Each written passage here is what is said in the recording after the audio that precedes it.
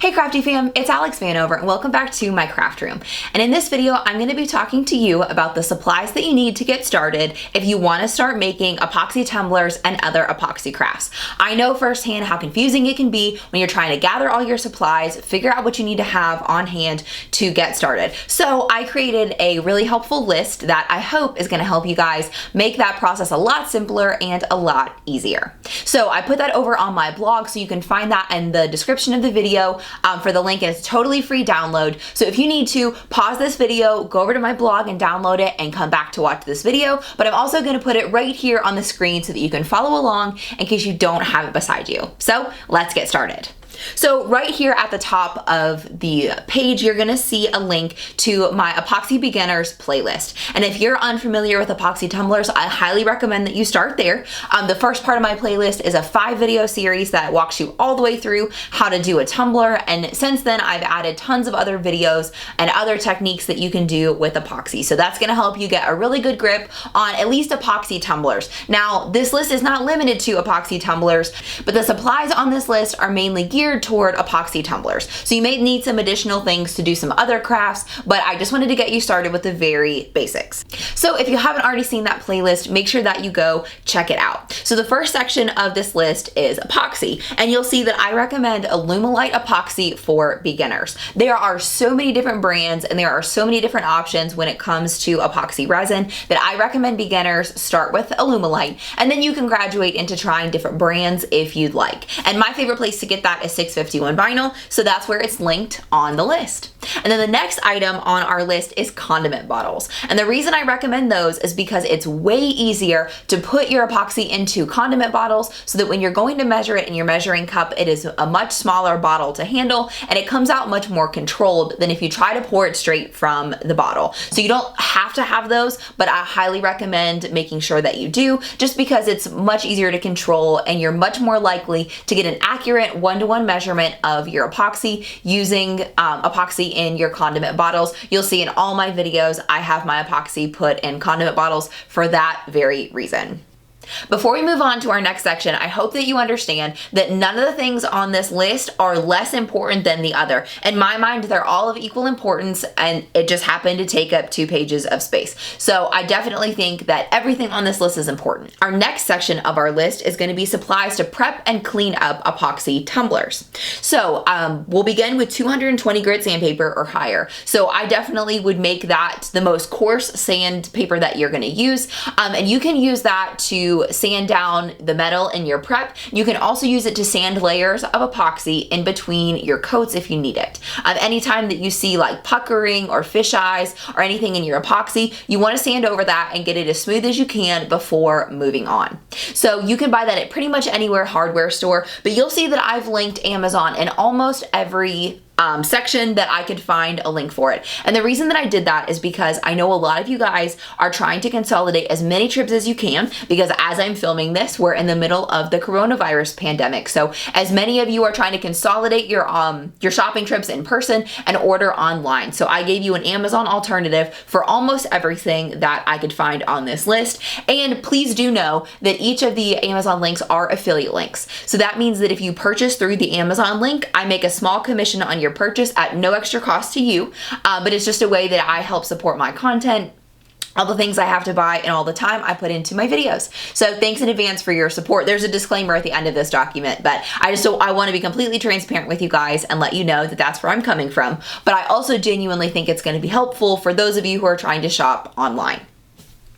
So let's move on to white spray paint. So I say that I recommend Rust-Oleum paint and primer spray paint in the color white. So I recommend that. You'll hear me talk about it in my prep video, just because it's a lot simpler to keep white spray paint on hand and use that for most colors. You can brighten up your glitter by using the same colored spray paint underneath your glitter, but I think that's a hassle to try to buy every color spray paint of every color glitter that I own. So I typically use white except for certain situations. So that's my recommendation, but you can do whatever you'd like, and you don't have to use the Rust-Oleum brand or really pay attention to any of the brands on this list. These are my brand preferences and what I use, but if you have another alternative that you like better, feel free to use that.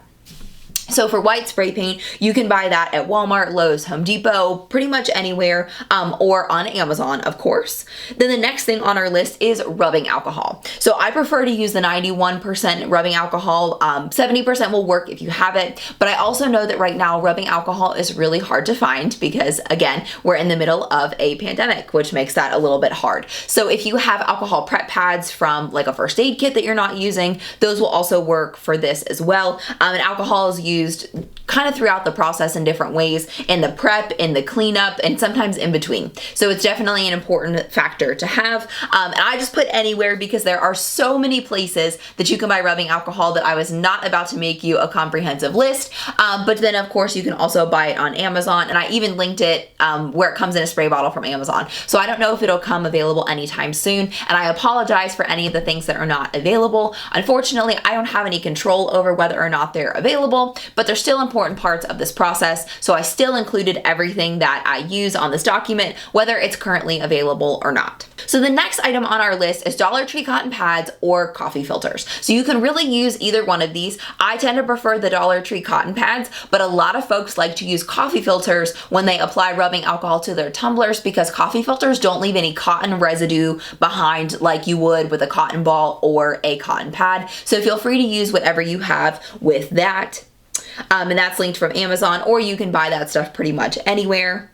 And one of the things that I really believe you definitely need for tumblers is clear acrylic spray. And I tend to use the Rust-Oleum clear acrylic spray. That's the brand that I have linked from Amazon, but you can buy clear acrylic spray anywhere that spray paint is sold. So Walmart, Lowe's, Home Depot, any of those places in the spray paint aisle, they will have clear acrylic spray, and all of it works great, but it is definitely a jack of all trades that you use in a lot of different steps with tumblers.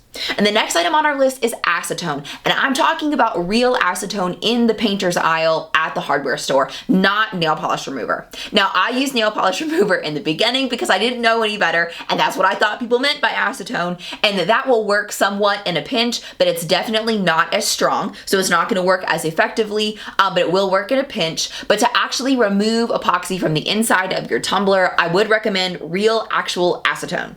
So I've linked that from Amazon, and that's another item that you can get from pretty much any hardware store, including Walmart.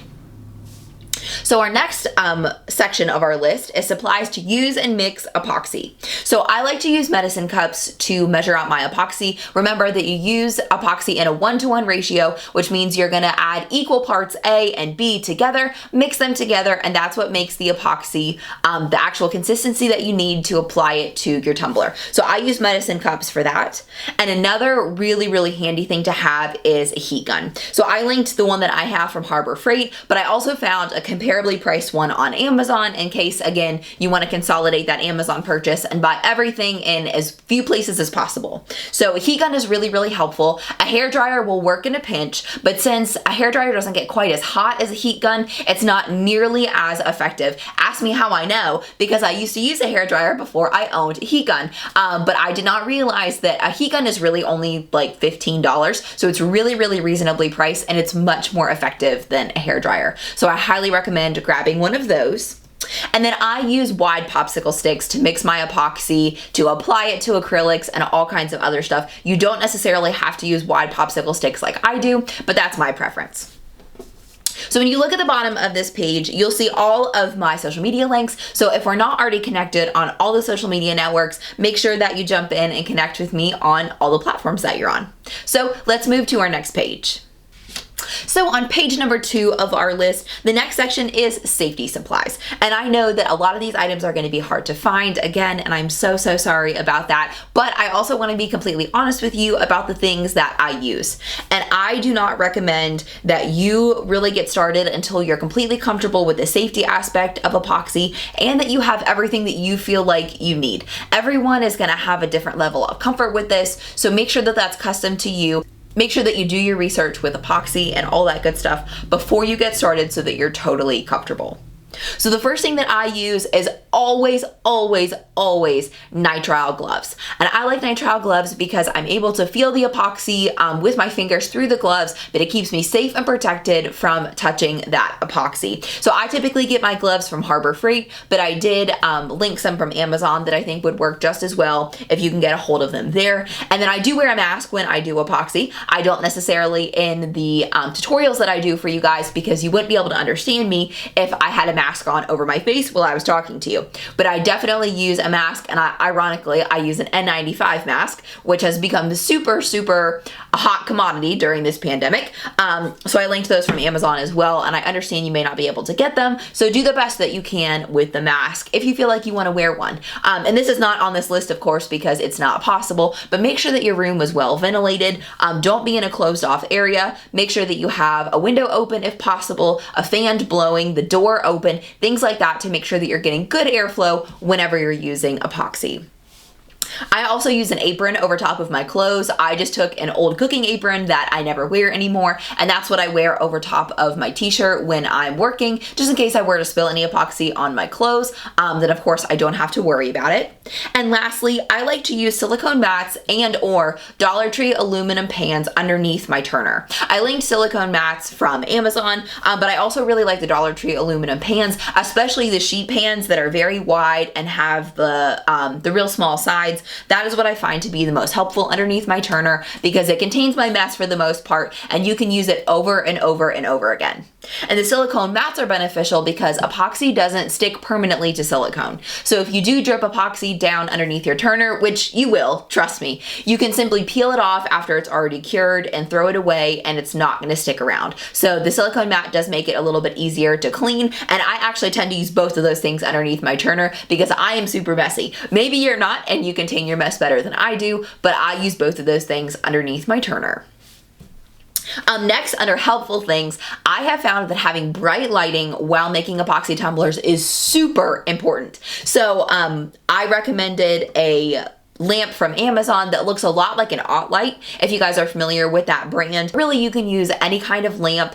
You can use studio lights if you have those. You can use a ring light. Anything that you have around the house to give you some bright lighting is going to help you see, because that's going to help you see any fish eyes or puckering or anything like that that's occurring in your epoxy as you're applying it, so you can fix it and potentially save yourself adding another layer of epoxy to your tumbler. So next, I always get the question about where I buy my glitter and my tumblers, but I love Starcraft glitter from 651vinyl.com. So that is linked on this list. I think it's awesome stuff. The colors are beautiful. The coverage is fabulous. So I highly recommend that. And I also linked empty shakers from 651 vinyl as well, because if you start gathering more Starcraft glitter and you want all of your shakers to match, you can buy empty shakers and add your other kinds of glitter into empty shakers so that everything is uniform, if that matters to you. And I also linked Stainless Steel Depot as my favorite place to buy tumblers. So that's my favorite wholesale place to buy lots of tumblers at once. But I also really like the Ozark Trail tumblers from Walmart that are stainless steel. I do not recommend powder coated, just the plain stainless steel ones. I really do like those. However, they have a Raise logo on one side. So if you're making tumblers for a gift or something like that, I recommend ordering from Stainless Steel Depot, just because you're not going to have to worry about any logos or branding. But if you're just experimenting or making a tumbler for yourself, feel free to check out the Walmart ones, or start it with a cheap stainless steel tumbler that maybe you're not using anymore. You can get creative with that, but I get that question all the time, so I thought I would add those to this list. And then lastly, I also get a ton of questions about what cup turner should I buy. The cup turner that I've used for the past couple of years is from an Etsy shop that no longer makes turners. So I bought a few off Amazon and I gave it a try. And just recently I reviewed the Creative Cuptisserie single cup turner. So I have a link for that review underneath this list if you want to go check that out. And that cup turner is linked on Amazon. I think it's a great quality tumbler for the price. So I highly recommend checking that out if you're new to tumblers and you need a great turner. And then at the bottom of this list, again, it just explains to you that all the Amazon links are affiliate links. So if you decide to shop through those links, I do make a small commission off of your purchase at no extra cost to you. So I really appreciate your support if you decide to shop through those links, but it's absolutely no pressure. You certainly don't have to. I just wanted to give you a reference for all the things that I enjoy using. And again, there are my social media links there at the bottom of this page. I also have the date that I updated this list most recently, because I'm assuming that over time I'll be updating this list on my blog. So that way you're able to look back and see if you have the same version that I have currently uploaded on my blog, in case you need to print a new one for future reference. So if you haven't downloaded this list already, please make sure that you go in the description of this video, grab the link to my blog, and go over and check it out. It's totally free to download, and you can download it as many times as you need to. And if you can't find the link in the description, it's just DIYAlex.com, and then if you go under the blog, you'll find my epoxy supply list, totally free for you guys to download. And if you found this helpful, I would love it if you would screenshot the download of your epoxy supply list and tag me on Facebook, Instagram, TikTok, Pinterest, wherever it is you upload stuff. I would love to know this was helpful to you. And if you can think of any other resources that I can create for you just like this one, please let me know in the comments. I love creating documents and resources for you guys, but I'm not always certain what you guys are looking for and what would be helpful for you. So if you have an idea, please be sure to let me know in the comments. And if you want to click right here to subscribe to DIY Alex, I would love to see you on every video that I post. If you scroll down just a little bit, you can ring the bell notification and then select all notifications from that little drop down menu so that you never miss when I upload a new video. I hope we can craft again soon.